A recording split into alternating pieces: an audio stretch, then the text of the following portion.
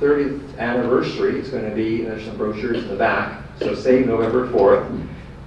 We're going to have an all-day program. Derek Humphrey, in fact, is going to be one of our guest speakers. And we'll be talking about various aspects of end-of-life choices. Today's topic, however, is going to be around cannabis, probably more commonly known as marijuana. And we have two panelists today. Robin Lynn is our subject expert. She has a master's in an MBA, Master's of Business Association, spent the first 20 years of her career. Was it 20? Let me look here. 30 years, how about 30 years in the technology, what can I say? In the technology industry. For the last 5 years, she has been involved with consulting and working at developing a dispensary, operator dispensary, and is involved in educating the public, baby boomers, whoever wants to know more about the use of cannabis for a variety of conditions. She is a certified cannabis specialist and is an active member of the Society of Cannabis Clinicians. Robin is working on to change again attitudes and our understanding about cannabis.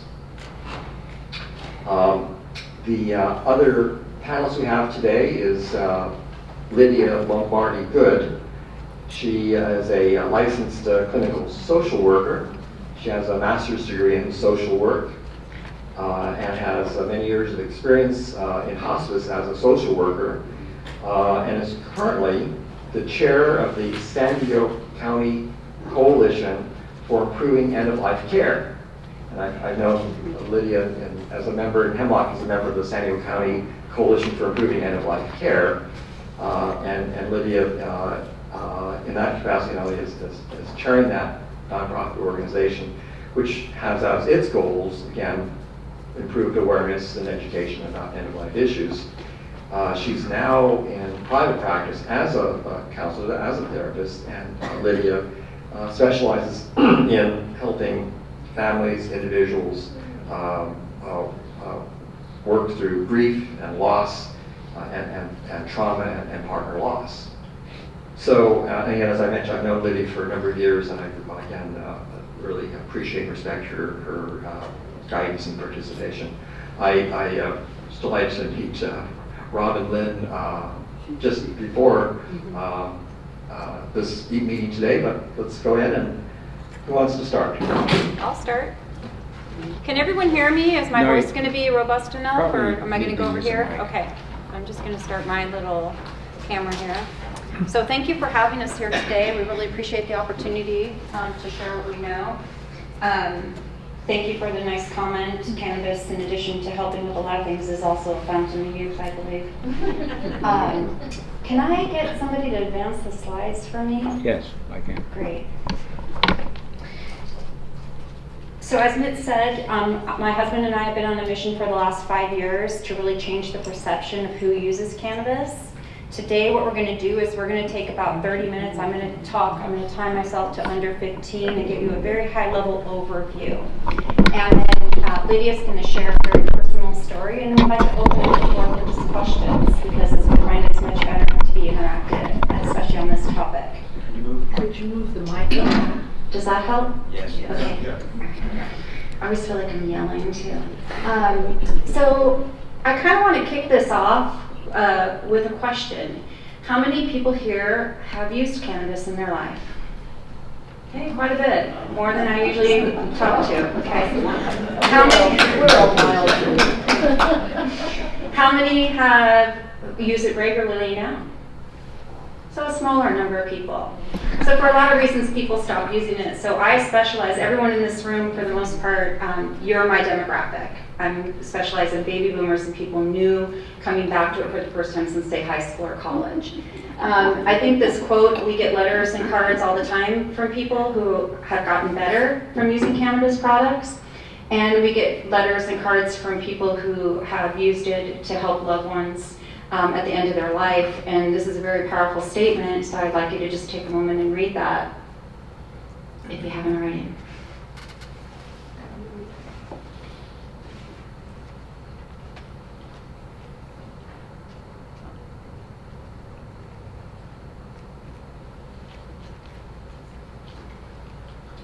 So that's just kind of a quick intro, and then as we talk, we'll circle back to some of these statements from Joe about his brother George. And if you could please advance the slide. So, you know, who we think uses cannabis, if you could advance. This is the stigma of who people think uses cannabis. And if you could advance, please. Yep. This is the typical stereotype that comes to mind, right? Not the folks in the room who raised their hand. So there's a lot of reasons around this, obviously, but if you'll go to the next slide, please. This is who really uses cannabis today, okay? Yes, there are stoners, but most everybody who uses cannabis are everyday people who are just looking for a little relief, and cannabis can deliver that. So we'll go on to the next slide. Perceptions are changing from that stoner mentality. We have 44 states with cannabis laws, and it continues to grow every day. Even Texas has a law now for CBD only, which was a huge step forward. The latest poll, if you can go back one please, was 93% acceptance rate for medicinal cannabis use in the United States. We have an estimated 2.5 million people who are using it medicinally, with 1 million of those estimated to be in the state of California alone. Okay. Prior to 1937, cannabis was prescribed medicine. How many people in the room knew this? Okay, a few. Good. Good for you for knowing the history. So I won't get into the reasons of politics and greed that this became illegal. But as you can see from this bottle in the image here, it was primarily as an elixir. Eli Lilly was one of the biggest manufacturers of this product. In 1937, it became impossible to make a profit. In addition to that, if you can go to the next slide, please, 30,000 plus. This is the number of doctors, MDs, ODs, all kinds of designations, medical doctors who were fined or imprisoned for prescribing cannabis before the American Medical Association said we give up. Okay, and that took that happened over a period of about 3 years. So that's pretty significant that the Medical Association was resisting the law change, okay? And, you know, fast forward to 1996 here in California, and by voter proposition, Prop 215, the people were allowed to have their cannabis for medicinal purposes. I love this cartoon. Can everyone read it? We've exhausted all conventional measures. One last desperate option is to put you on an alternative natural medicine that has a 96% success rate. So when people come to us, let's say somebody in your age range and they haven't used it since high school, one of the questions I'll ask is, why now? And usually this is the answer: I'm desperate, I just want to sleep, I just want some pain relief, I just want to lessen my anxiety, my stress, things like that. So what is it about cannabis that's so phenomenal that it works for so many conditions, for so many people? The plant itself is loaded with compounds, hundreds of compounds. We have cannabinoids. Is this a term that's familiar to people in this room? I'm going to go into it a little deeper. Terpenes, which is responsible for the aroma that it emits as well as the effects that it gives us, and flavonoids, which are basically, cannabis is loaded with phytonutrients. In human beings, we need all of these things. If you'll go to the next slide. Oops. This is just a quick breakdown of some of the cannabinoids in a cannabis plant. A lot of people are familiar with the term THC. This is one of only 3 out of those hundreds of compounds that is actually psychoactive, meaning it'll induce a high. You might feel euphoric, you might feel really good, you might feel really stoned from THC. But the bottom line is, when you think about this in terms of end of life, it's going to help elevate mood, it's going to increase appetite, it's going to help decrease pain, it's going to curb nausea. Some of the top complaints we hear at this at this time. CBD is getting a lot of press in a lot of mention in the press right now. It's a non-psychoactive component in the plant. It's naturally occurring everywhere. I hear people all the time saying, I want the non-recreational kind of weed. I want just the medicinal kind. All cannabis is medicinal. It's just to what degree these cannabinoids present in the grow process. And the growers have learned to manipulate this and really bring the CBD forward. I was speaking with Chauncey earlier, and we were talking about CBD. And 5 years ago, we couldn't give it away. And now we're paying, in some cases, double and triple just because people are being greedy about being able to make more money because it's in such high demand. CBD is a non-psychoactive cannabinoid, which means it doesn't induce a high. But it's a powerful analgesic, it's a powerful anti-inflammatory, and it's got a bonus of being a powerful anti-anxietant. Really great for our bodies. CBN is just another cannabinoid, again, one of many. This is a powerful pain relief. It's mildly psychoactive, but when you think about Cheech and Chong and you think about Beavis and Butthead, that's CBN at work. That's what induces that really sedative, stony, effect, okay? Next slide, please.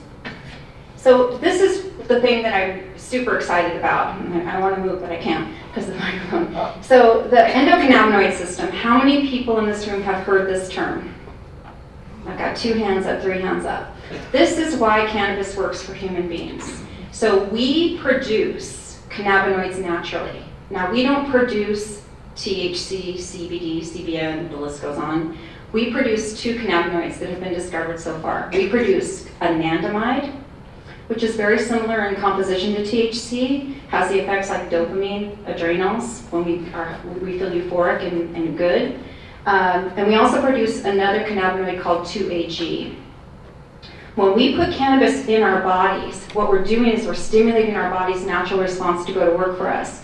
So hopefully you can all see the diagram where we've got light blue and dark blue, right? Or a very dark light color and a dark color, because I don't always render clearly. And all the little dots in the body, the light ones, are the CB1 receptors. These live in our cells. So think about it just like you would a supplement for a vitamin or mineral that you were deficient in. If you were deficient in vitamin D, you would take vitamin D, right? Until your body started to respond properly to it and use it in any system that broke. So for example, fatigue is a natural symptom of a vitamin D deficiency. The fatigue goes away because the vitamin D is working in our body properly. So by putting cannabis in, we're stimulating our body's natural response to go to work. This system modulates everything: mood, memory, libido, hormones, hunger, sleep, which is a top 3 complaint. So by putting it in, you're getting your body to produce naturally this anandamide and this 2-AG to go to work for you in the background. So unlike a Vicodin or even an aspirin, I have a pain in my arm. I take the aspirin. What does the aspirin do for that pain in my arm? Nothing. But it tells my brain, don't let Robin feel that pain for a set amount of time, right? When it wears off, I'll feel the pain again. Cannabinoids are actually going to work for you in the background. So you'll get some relief. It's not a magic pill. It doesn't work for everybody. It won't make your pain magically disappear. It will make you careless about your pain. It will take the edge off your pain, for example. So that's how that works. And then please advance. And then just again, very high level here, clearing the smoke. I don't want to be high. So if you could go one more, please. A lot of people think, oh, I really want to try it, but I don't want to smoke. Well, guess what? You don't have to. Smoking is only one form of ingestion. So again, back to that bottle that I showed you from the 30s, from Eli Lilly, tinctures and teas are very popular methods of ingesting cannabis. So they're taking that herb, they're squeezing out that essential oil. It might be in a carrier of some form: coconut oil, olive oil, alcohol, glycerin, and they're going to work. So inhalation is one of the fastest ways you can get it in your system. Edibles take the longest, and they're also the most potent. So one thing I hear frequently is somebody comes in, they haven't used in 30 years, and they say, I don't want to be high, Robin, but I want to need an edible. And then I have to explain why that would be the most potent way to use it. Tinctures and teas are kind of nice in the middle there. Somebody who is ailing, who is not in good shape, is probably not going to want to smoke a joint if they've never done it in their life. So these are great options. Topicals are another form of use. Again, a non-psychoactive form of use, but fantastic analgesic, as well as we've seen everything from eczema, psoriasis, yeah, thank you. Go away. I should know this one because my husband struggles with these constantly. He gets rid of one and one comes in somewhere else. But the whole point here is to let you know that there's more than just smoking available. And if you could go one more, please. So again, very high level overview of what it's about from a plant perspective. So in California, we have a lot of confusion about the law right now. So we have a law called Prop 215/SB 420 that went into place in '96 and 2003 respectively. This law said that the people can have cannabis as medicine and how they could get that cannabis as medicine. We have Prop 64 coming online in 2018, which says any adult who wishes to use cannabis for any purpose can use it. So presently, if there's anyone in the room who would be interested in using this medicinally or has a family member who would want to use it medicinally, your first step is to get a recommendation. You might hear the word, I got a license to use it, I have a card, I have a prescription. The correct term is recommendation. It cannot be prescribed because, thank you President Nixon for putting cannabis on Schedule 1 in 1971, and it's been there ever since. So the doctors generally won't touch it. It can't be filled at a typical pharmacy because of that Schedule 1 standing. So Prop 215/SB 420 makes it possible to receive this legally. So your first step is to get that recommendation. There are some doctors throughout the county who do this. There's a big push, and you guys may already know this, toward telemedicine. You can go online and get a recommendation, and you meet with a doctor over a video conference on your computer. These are just a couple that I put up here. Perry Sexton out of Encinitas is one of the few MDs who will actually write a recommendation. Greenleaf Care specializes in just recommendations. Centric Wellness is a holistic medical center. Again, he's another MD who will write this. And Hello MD is one of those telemedicine portals. If you're thinking about, a parent, an aunt, a son, anyone in the family who maybe is incapacitated, a caregiver recommendation would be a document you also want to receive so that you could transact on that person's behalf. A lot of people don't realize that until after the fact and they have to do one more visit. Also, the Society of Cannabis Clinicians, this is a worldwide organization of doctors who believe and support cannabis as therapy, and they have just launched a portal on their website where you can go and put in your region and find a friendly doctor near you. So that would be step one. Next slide, please. And then the second step is the dispensary. So there are places throughout the county that dispense cannabis. The lines are quite blurred between what's recreational and what's medicinal. Somebody going in who's maybe battling cancer or extreme, insomnia and just wants it purely for medical reasons and has never used it in their life might not get the right information at one facility, and they might get good information in another facility. So this is where getting educated and understand where you're going is really important. Do the research. Type in medical marijuana near me and you'll get a list of sites where you can go and you can see who near you offers it, how they operate, look at their reviews. I really encourage you to do that. Look at their programs. Where are they? Just last week I had two women come in and they were in their 70s and they had gone to a place, not to diss any competition, but a place in Vista, and they said they felt like they were prostitutes because it felt cheap and cheesy and slimy. And no one should have to feel that way to get cannabis. That was the whole point of putting the law in place, is that we could do this legally. And it shouldn't be shady and it shouldn't feel uncomfortable. Being able to bring someone with you is very important because it's a lot of information. It's overwhelming. I've just spoken to you for 10 minutes? And I gave a lot in that 10 minutes. You go to the doctor, you get the recommendation, you go to the dispenser, you're picking the therapy, you're picking the product. It's a lot to absorb, and having someone there to support you and to be able to ask additional questions or get that information and go, this is what I heard her say, is we think very important.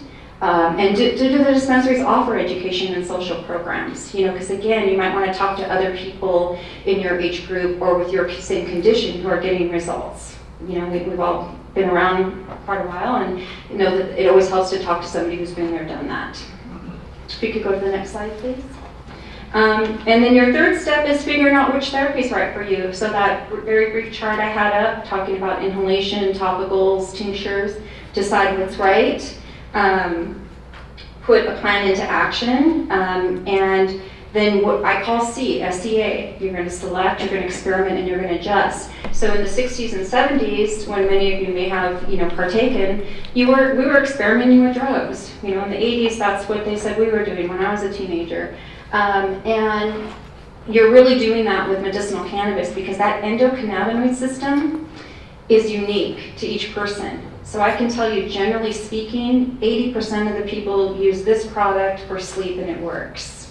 You might get an opposite effect, you might get no effect, you might get a very powerful effect. Everyone's unique. So if you kind of remember the times when you were younger and you smoked a joint with a group of people and one person's swinging from the chandelier and the next person's passed out on the couch and here's Robin cowering in the corner, paranoid. We all used the same product, but we got 3 different results, and that's that endocannabinoid system at work. So again, you do have to experiment and adjust. If you could go to the next slide, which is also my last slide. One more forward, please. Being backwards. One more, please. There we go. So again, I wanted to just leave my portion here with another quote. This was a woman that was in her 90s when the family came to us, and they just wanted her to be comfortable. And she was very doped up on morphine, and she had been in hospice for 9 months. Still kind of holding on, and when I got this phone call, and a very tearful phone call saying that mom had passed, and thank you so much because she was able to be present for the grandkids. She was able to be present with the family for a few moments instead of just not there. And that's one of the things that cannabis can bring. It may not replace that morphine, especially at that point in life, but it can replace, it can augment, and you can skip a dose and maybe have something different where you do have that presence for a little while. So before we jump into questions though, Lydia's going to share, and then we're going to open it up, okay? Okay. This in different capacities, working as a field social worker, working with families in their homes, taking care of dying patients and loved ones. And one thing I saw over and over again was a bit of what Robin spoke to, was the desire for mitigating symptoms, right? We have some wonderful pharmaceuticals that are available for end of life to help manage symptoms that can be out of control, but they do come with side effects, as does anything, right? Often constipation or feeling of being snowed. Heard that concept? It was, not fully present because the strength of the medication to control pain or whatever symptoms arising.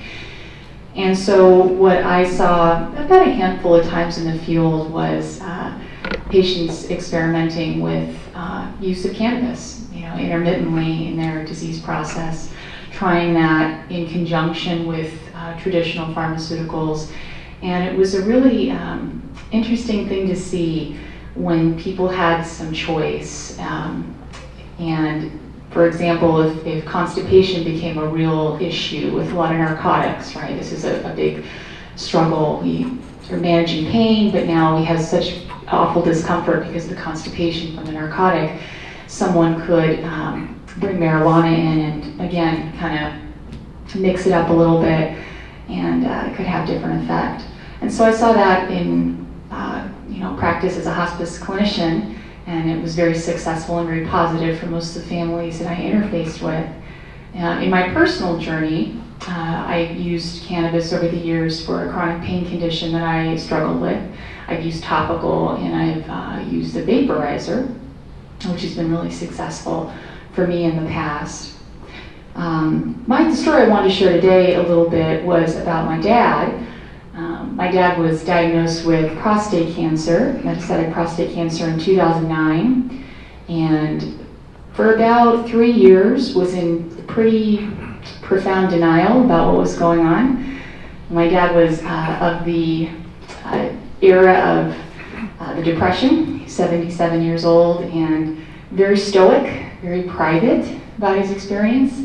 Didn't want us to know the extent of what he was going through or the seriousness of his condition. And some of that, I think, was to protect himself as well, not ready to accept what was happening.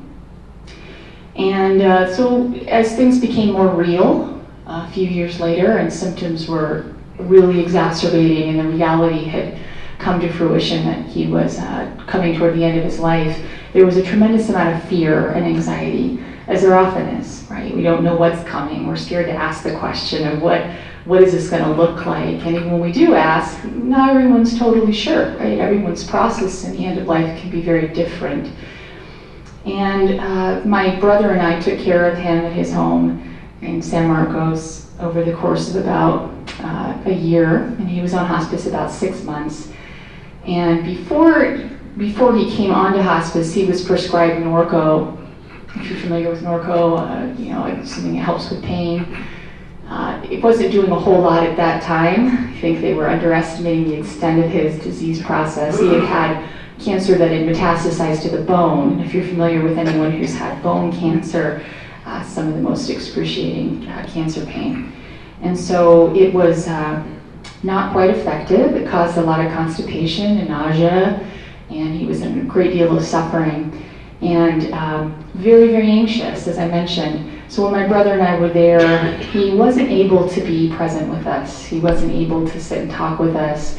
These last months of his life where we really wanted an opportunity to connect and to ask him questions we hadn't asked before and to try to make him comfortable and be there for him and share moments, he just couldn't because he was so distracted by the suffering he was experiencing.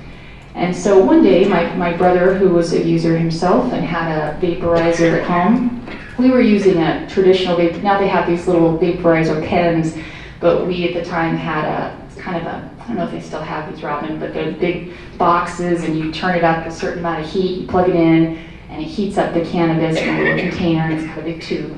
And this is a man who never smoked a cigarette his whole life, didn't drink, didn't really like taking any kind of drug.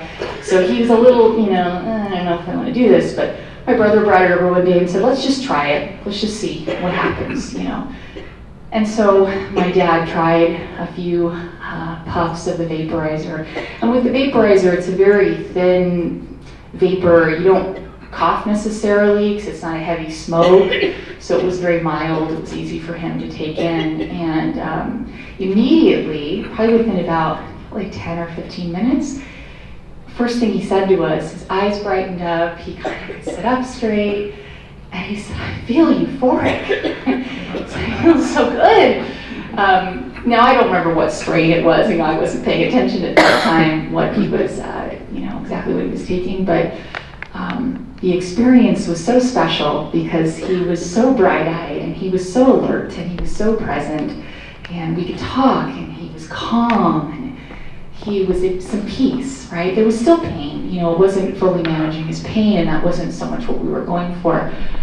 But he was with us and could hang out with us for, about an hour or so. About an hour where we can just be together and talk. And again, he was present to his experience versus trying to escape it, which oftentimes when we're in deep suffering, we're trying to push it away. We don't want to feel it. It's so scary or it's just too much. And so why I share this today, again, it didn't take away everything for him. It didn't change the circumstance of his death. In the end, he did die a few months later. But we had some time with him before he was in the heavy medications and was comatose, and we lost all connection at that point. So it was an opportunity, and for us it was a really huge gift. So that's part of why I'm here today, is to share that experience and why I'm an advocate of cannabis for those who are interested and those who it works for. Again, it's a different experience for each person, but it's an option, and it's something to get familiar with if you're interested. So, thank you for having us here today.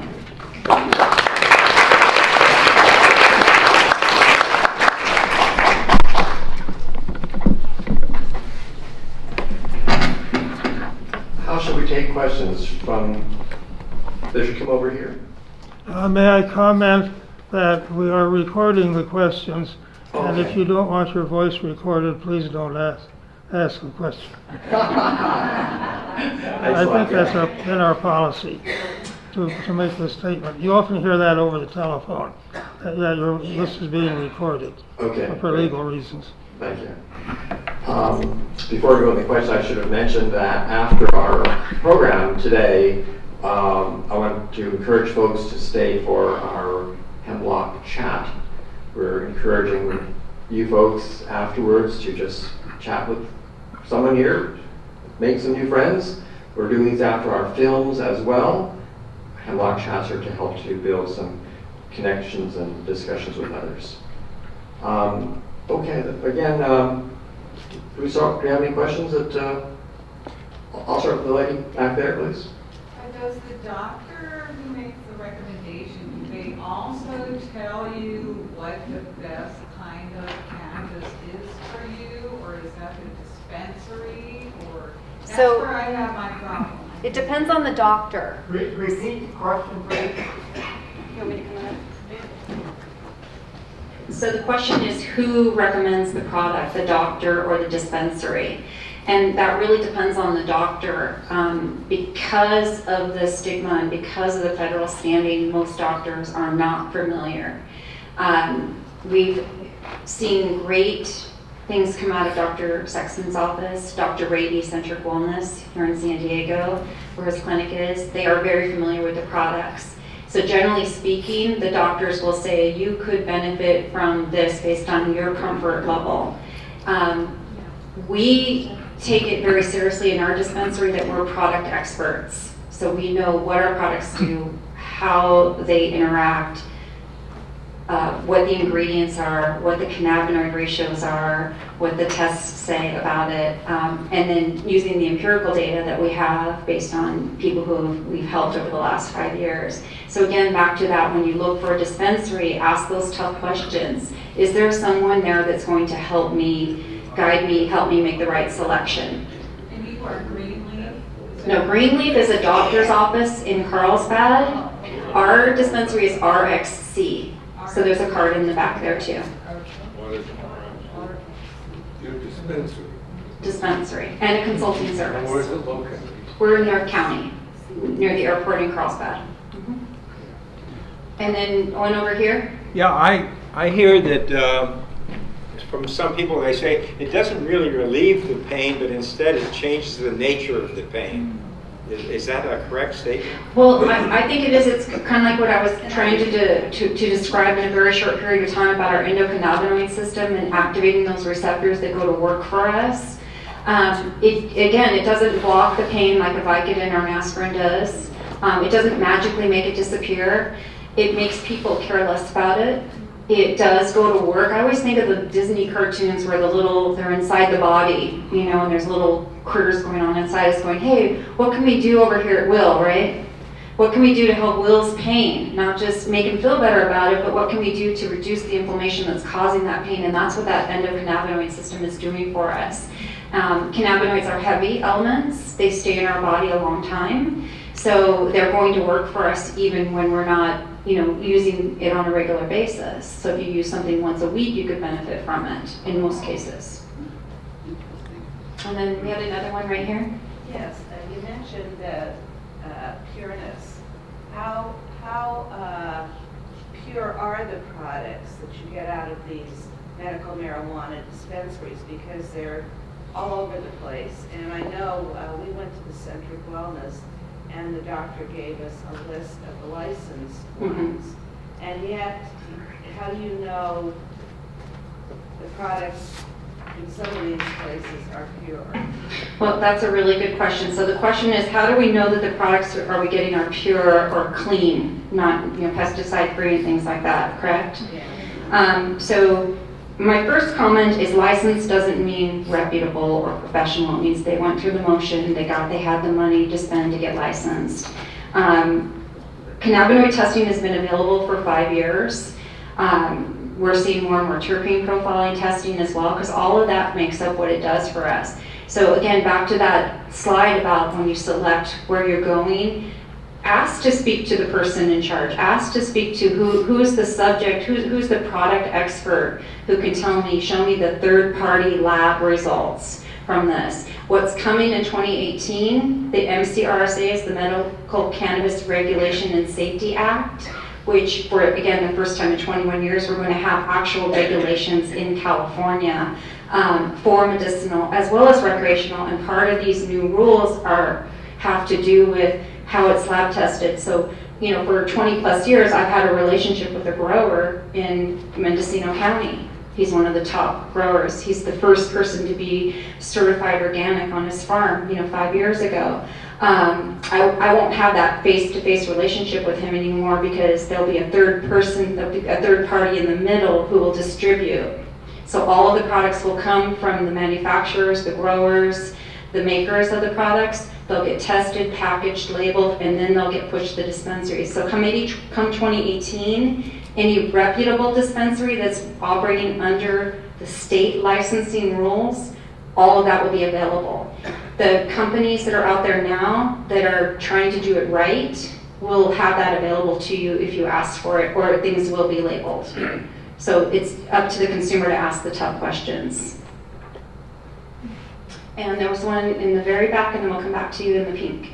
I'm concerned with the cartridges as to what type of gas they're using in the cartridges. Is there information about that, and which are unsafe or? Okay, what is your name? Rita. Okay, so Rita's asking about cartridges, and for those of you in the room that don't know what that means, there's cannabis in its raw form that can be smoked like you see on TV in a pipe or a joint, and there's oil that's put into a little vape pen. So you see people with their electronic cigarettes, that can be cannabis oil instead of nicotine products.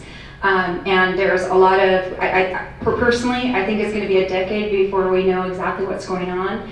What we're seeing in the industry is that they're moving away from a tungsten ignition. So in that cartridge there's a little wick, and when those connections meet and it ignites it or vaporizes it, there's something called tungsten in there, which is not a very good metal for human beings.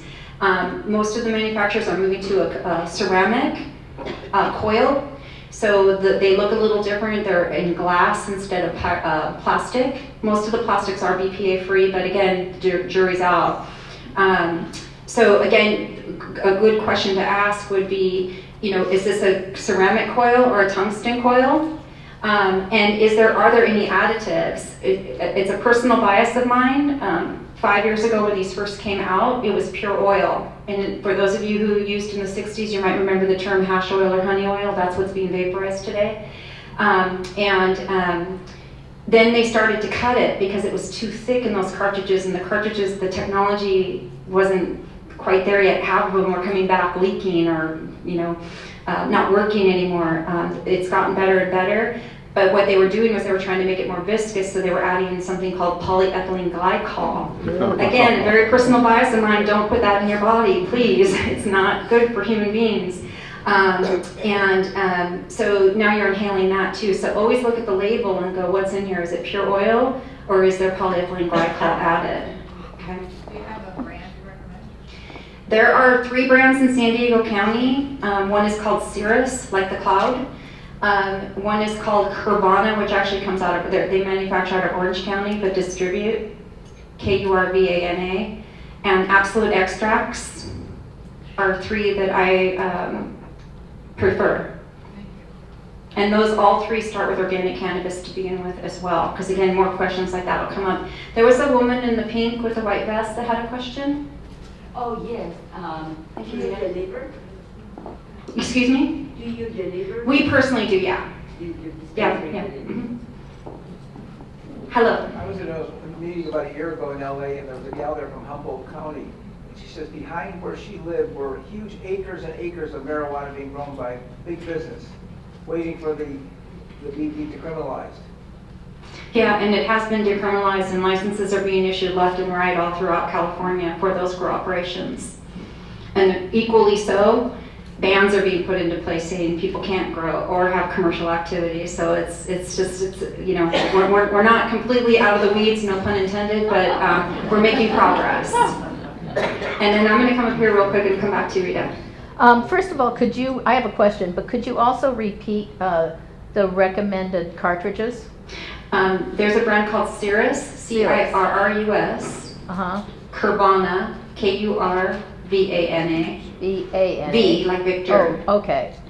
Yeah, and Absolute Extracts. okay, because auto-correction is really screwing me up. Okay, and your question? My question is, do you, over time, I take marijuana for sleeping, and I do it in an edible form. Over time, do you develop kind of an immunity where you need to take more to get the same effect? Yeah, we call that a tolerance. Yeah, that's the word I was looking for. So some people will build a tolerance very fast. They'll start out with, and by the way, speaking of edibles, if you do choose to dip your toe in this water, or if you are using it, always start with a very, very small amount. 5 to 10 milligrams is the suggested. Wait an hour and 15 minutes. Ask yourself, how do we feel? If you feel nothing, take another 5. If you feel tingly, if you feel happy, if you're smiling, if you're saying groovy, it's working. The liver will amplify the effects by 4 times. That's my PSA of the day. Go slow and small with edibles. You can put it in, but you can't take it out. Tolerance, everyone's unique. Again, that endocannabinoid system. Some people ramp very fast, some people a little slowly, some people are flat. I've been using this since I was a teenager. I'm still a one-hit wonder. One hit and I'm asleep. My hot flash is gone. You know, my mood swing's gone. If I skip, they come back. What a lot of people find is if you find that you're having to take more than you want to, because your tolerance is building, switch to a different product. When you switch to a different brand, be very careful, because one brand, 10 milligrams might be the perfect amount for you for an 8-hour sleep. The next brand might be more potent. Start with 5, because it might be less potent, it might be more potent. Again, it's a plant. And even with the regulations and all the labeling that's coming, 10 milligrams in one process might not be 10 milligrams in another process. This isn't pharmaceutical off the factory and they're all going to be the same. You do have to experiment and adjust. Thank you. You're welcome. And I'm going to go... I always have a comment. Okay. I'm going to go here, here, and then at the very back of the room. Okay. Your dispensary is a long way for me, and I'm wondering if you can recommend something in San Diego. At this time, the question is, can I recommend someone in San Diego? At this time, I haven't met anybody that I would send somebody to. I'm working on that. I'd love to have that relationship. So unfortunately, I couldn't speak to anyone at this time. And then there was a question in front. That refer to a dispensary, yes. Would you repeat how one gains access to medical marijuana? What do you have to do aside from a doctor? Okay, so the question is, how do you get the cannabis? Yeah. So you get the recommendation from the doctor that says you could benefit from its use, and then you find a dispensary. It's as easy as Googling. A lot of dispensaries will advertise on Yelp as well. And you go on and say, where's the dispensary near me? There's also a really nice website called Leafly, and it's spelled Leaf with a Y.com, Leafly. A great portal of information, news, as well as a dispensary locator. So it has to start with an MD. It starts with the doctor. Mm-hmm. Yeah. And then the very back we had a question.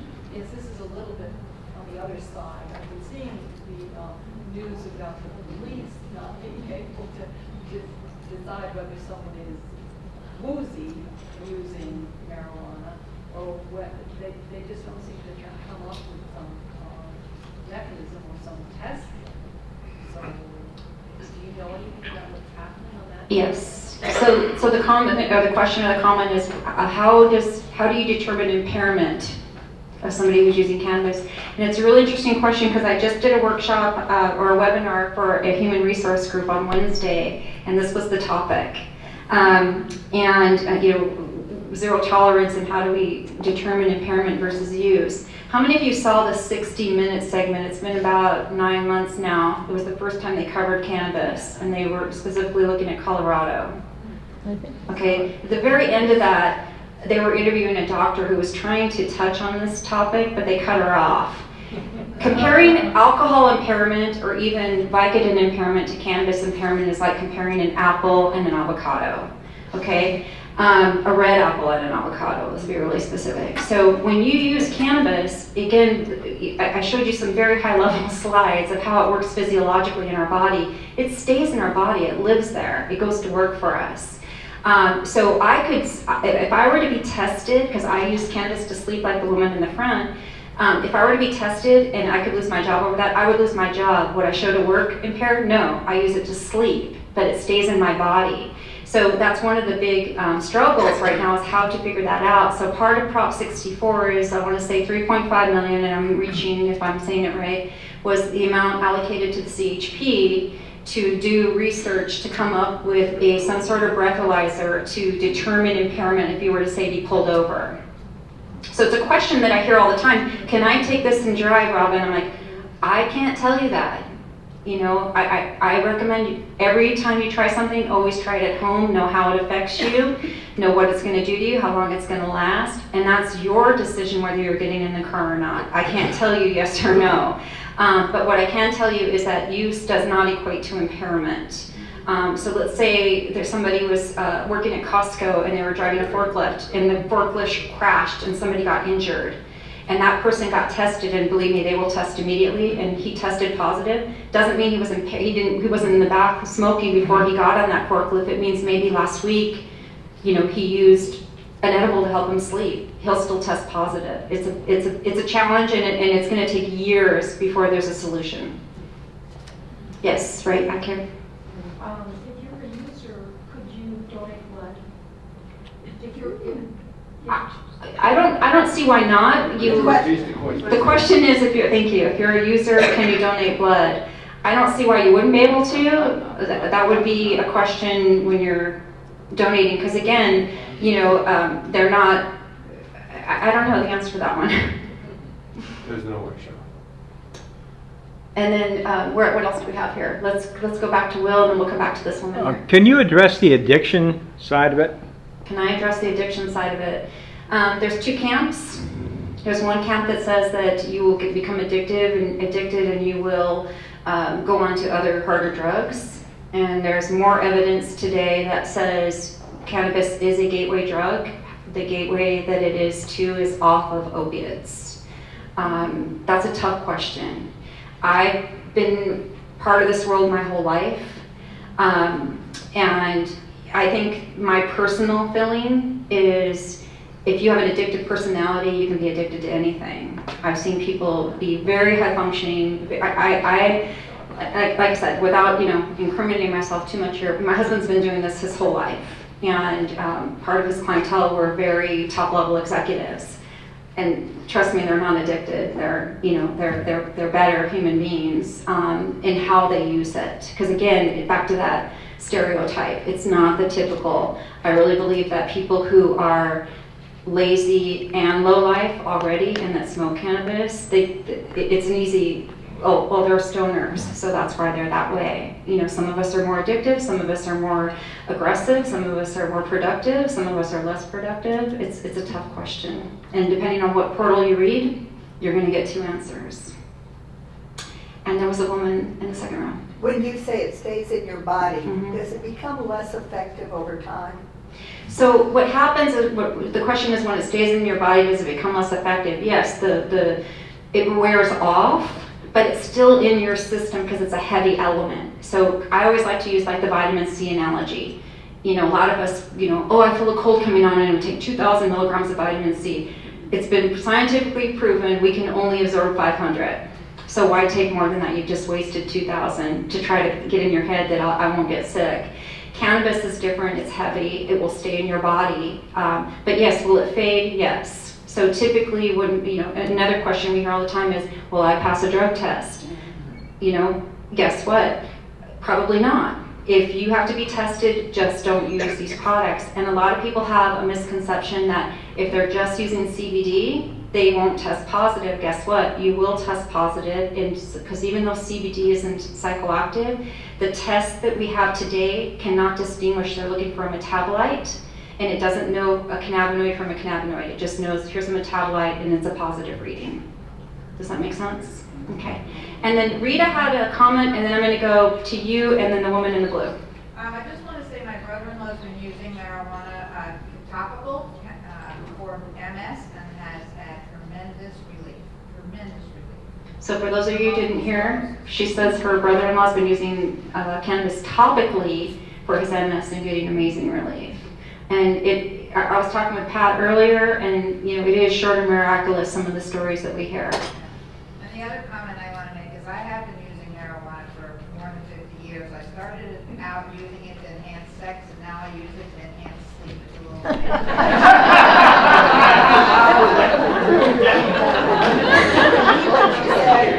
Repeat that for the hearing impaired. So for the hearing impaired,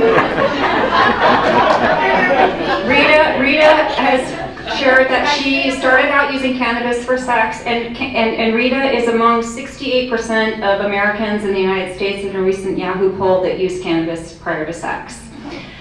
So you're in good company. And I won't repeat that one. She now uses it for sleep, and it's probably, again, a number's popping in my head here. It's in the 30th percentile of people who are using it for sleep. But sleep is one of the top 3 conditions that people use cannabis for, because it's a natural remedy. There's generally no grogginess the next day. There's a lot of great benefit from it. Okay, and then we had a question on this side of the room. My son has a very mild form of high-functioning autism, but in addition to that, he also has a very paralyzing anxiety disorder. And unfortunately, marijuana is the only thing that makes him normal.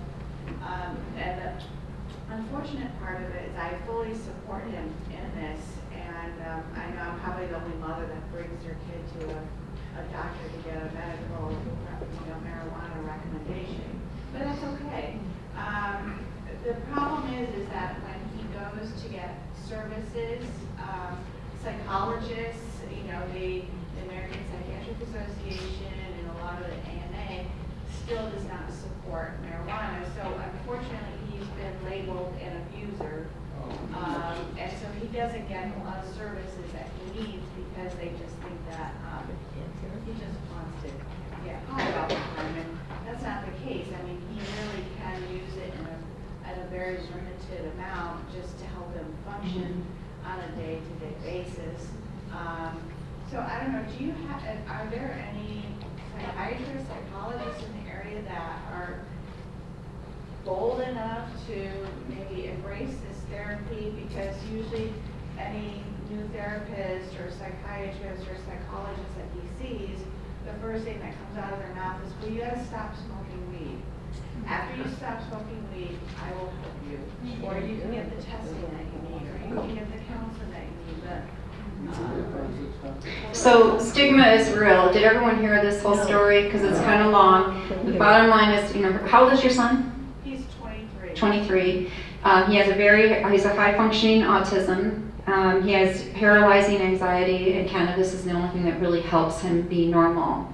I've seen this. One of my favorite doctors on the planet right now, her name is Dr. Bonnie Goldstein. She specializes in autism and epilepsy with pediatric children. And the stigma is real, and that's the sad part. I would suggest getting in touch with the Society of Cannabis Clinicians. And you can grab me at the end, and I can get you their website. There are, every once in a while, people share with me the doctors that are friendly, and so I try to keep an ongoing list myself. I do have a short list. I can give you a name. I'd have to get it from my office, though. As far as a doctor who might be able to be more open to that. But yeah, it's a tough one, because again, it's education, education, education. That's my mantra right now. To help people understand this isn't the dangerous narcotic that we've been told for 80 years that it is. He's been going to Centric Wellness, and Dr. Reedy is absolutely Mhm. I mean, he'll talk to anybody, but I mean, we go there and again, he's not pushing the marijuana, but I mean, he's there to educate. Mhm. He's given us some really good. Yeah, and you aren't the only mom. And there are several organizations, so anybody who may have small children, you've all seen the videos or hopefully you've seen the videos of the epileptic seizures ending with the cannabis oils. Charlotte is one of the most famous little girls right now. Michaela, another one who battled for cancer and won. Her parents had to move to Oregon to get it for her. There's Parents for Pot. I don't care for the name so much, but it's a great organization. Canna Kids is another organization, and they all have local chapters here in San Diego, and you can get some support, and they might have some other insight into some other physicians who could help you as well. And who else? Who was next here? Right here in the blue? How do you deal with the federal ban on marijuana? So the question is, how do we deal with the federal ban on marijuana? We just perseverance. We just keep moving forward. There's no signs that it's going to lift. There was rumblings last summer that there was going to be some sort of rescheduling, and after 9 months of waiting, we were told no change. We don't have enough research. We're not allowed to do research on humans. If any of you are familiar with a website called PubMed, this is a clinician's portal. There are thousands upon thousands of clinical studies with rats, with mice, showing the medicinal properties or the medicinal value of cannabis. We have pages and pages and pages of websites with empirical data of people like yourself sharing their stories. Right now, the federal government's not budging. With Trump and Sessions in place right now, they're probably not going to budge any further. All we can do is continue to move forward. Like I said, we have 44 states with a law, and we have the federal overseers saying no. And so it's a constant battle for everyone. Yes? I have two questions. The first one is, you mentioned that marijuana can affect hormones. Mm-hmm. How does it affect hormones? Does it increase estrogen? So I can't talk to the specifics because I'm not a doctor, but what I can tell you is that there's a balancing component in our endocannabinoid system, and many women, especially premenopausal, postmenopausal, are finding relief from a lot of symptoms, whether it's agitation, cramping, hot flashes, just hair loss in general. That there's a hormone balancing that goes on with different varieties of the plant. Okay, and the second question was, I was told, I believe it's that CBD, in order to help you sleep, you need to have some of the THC. Is that correct? Yes. So the question is, or the statement is, that CBD is not as effective on its own without THC, and that's correct. So how many people in here know the difference between hemp, marijuana, and cannabis? Or think they do? So hemp is a very different genus of the cannabis plant. So we have cannabis sativa, we have cannabis indica, and we have cannabis ruderalis, which is hemp. Hemp does not have the same medicinal value that cannabis does. It doesn't have the same cannabinoid ratio, terpene profile, or flavonoid profile. Hemp, our country was built on, okay? Rope, fibers. If we switched to hemp and got rid of all the plastic polymers, we could do a lot toward healing our planet. Okay, they're using hemp in Fukushima. They used hemp in Chernobyl to regrow the area. There's a lot of good value in that respect. Cannabis has a lot of medicinal value. So we have we have CBD derived from hemp, which you can buy at Jimbo's, you can buy at Walmart, you can buy at Amazon. And then we have CBD derived from cannabis, and if the THC is less than 0.03, it can be classified as hemp. But CBD, to fully activate and get what we call the entourage effect, really needs all those other components, including THC, to fully activate. So if hemp from Jimbo's works for you, use it. Great, lovely, don't have to go through all the whole process. If it's not working for you, go to the next step and try hemp derived from cannabis. And that's a really great question to ask your dispensary too when they're offering you CBD products. Is this a cannabis derived or a hemp derived?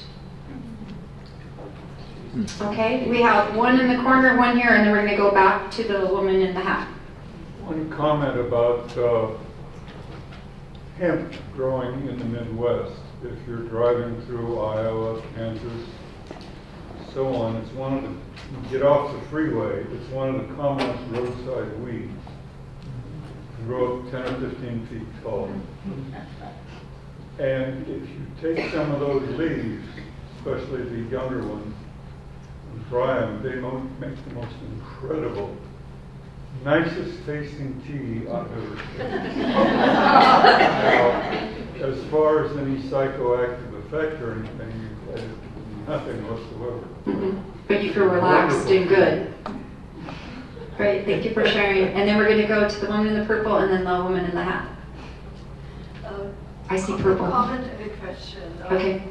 The comment is my 18-year-old cat was diagnosed with mast cell cancer, and she needed immediate surgery, and I didn't want to put her into that at that age.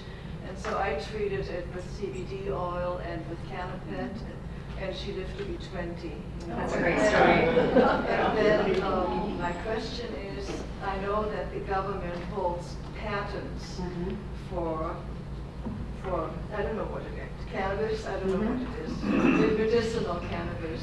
Now, does this mean it's federally held, or, you know, I mean, how can it be not allowed in various states and yet they hold patents? That's a really good point. So she's commenting on the fact that the government owns the patent on THC and more recently CBD. And that patent was filed in the 80s for THC for its medicinal properties. And yet they tell us that we the people cannot have it medicinally because it doesn't have any medicinal value. Can't comment on that other than that. Again, this happened in the 30s. It started. For any of you who want to learn some history, it's fascinating. It's very infuriating. The more I learned, the more infuriated I became, and the more convicted I became to change the tune. And that's my mission for the rest of my life now. Like Mitt said, I spent 30 years in technology, and now my mission is cannabis and to educate people on how to use it well and the value of it. It's a tough situation. Yeah, it's a tough situation. My personal belief, I'm not a conspiratist, but I think people will wake up and then the government will have a big problem on their hands, all in 1984. So I've lost track. We have a woman in the hat. How much time do we have, Mitz? Are we good? Okay, I don't want to run over anything. Okay. My question is, you had mentioned that sleep is one of the conditions that responds well to cannabis. You said one of three. What are some of the other conditions that respond well to cannabis? So the question is, what are the top conditions cannabis responds well to? Top 3 complaints: pain, sleep, anxiety. Pretty much in that order.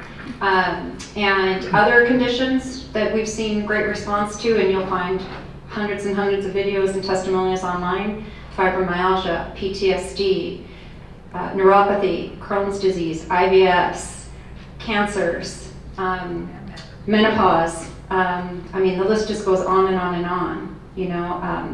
There's so many things, because like I said, and not everybody responds the same way and at the same time. But we're just seeing it. In fact, there's a study, back to that endocannabinoid system for a moment. Dr. Ethan Russo, his hypothesis is that many of those conditions I just rattled off are a deficiency of cannabinoid production.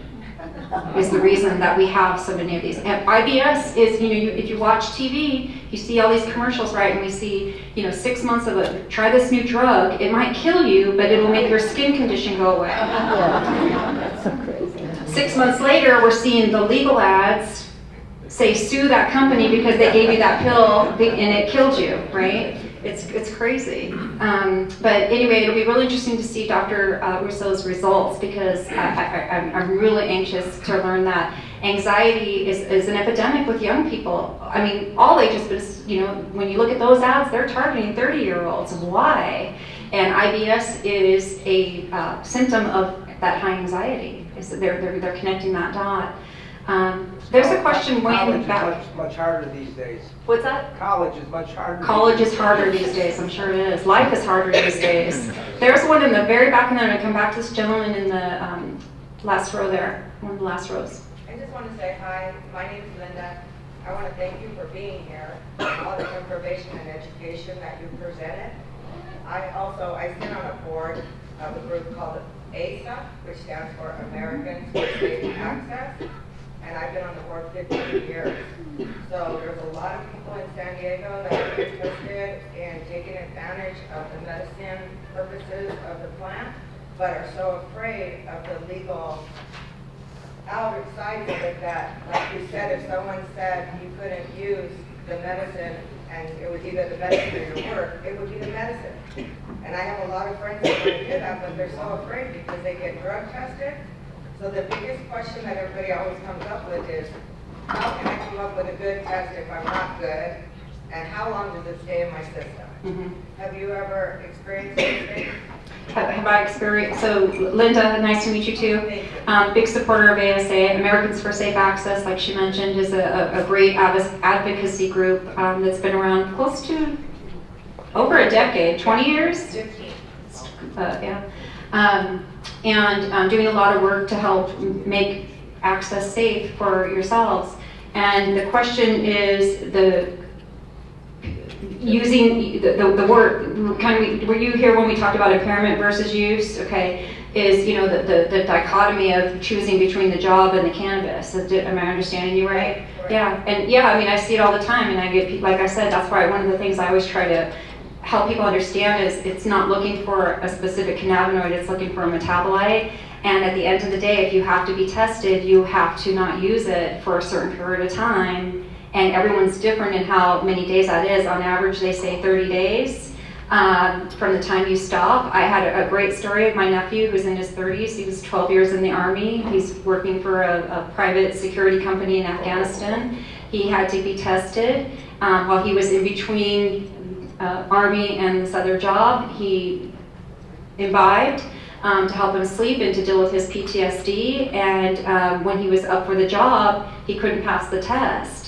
And even though he had waited 40 days, he still didn't pass the test. Big guy, it was heavy in his body. It took him, 45 days before he was able to pass the test and get the job. And now he's off in Afghanistan working.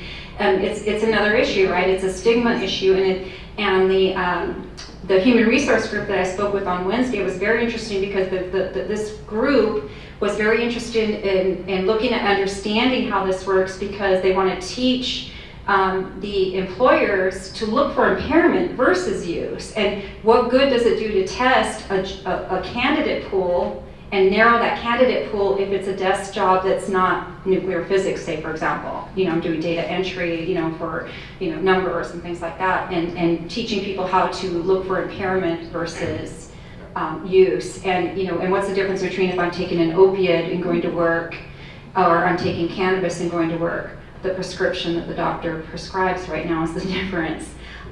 You still can't be impaired while you're at work. Did I answer your question? Yes, you did answer my question. And again, thank you very much for being here. I just wanted to say that I was lucky enough 2 weeks ago to be at a meeting in UC Irvine with Lori Ajax, who's now writing all the rules that will be coming out. And she's guaranteed that they will be in place, because everybody's afraid that it's going to be pushed back, because it took them 50 years to decide whether or not we're going to bring it in, and it's not going to be done in like 5 months, but it is going to be done, and it will be all set to go by January. And then one other little thing about the World Trade Organization is we're after Schedule 1, and that's the reason that the government says we can't test it, because it's Schedule 1, but that's not true. They are doing tests in Mississippi, but the type of strain that they used was full of pesticides and chemicals, so that is not fair to us as the public. And if we stand up and say that this is what we want, the government's already trying to tell everybody what to do and how to do it. This is one thing that we can do for ourselves, and it's because we want to be around. We don't want to die of opiate addiction. Yeah. So Linda was sharing, she was at a meeting at UC Irvine a couple weeks ago with Lori Ajax, and Lori Ajax is the chief of the California Marijuana Bureau, which is putting the rules and regulations into place based on the bills that were passed at the end of 2016, as well as this last election one, at the end of 2015 for medical, and Prop 64, which passed last November.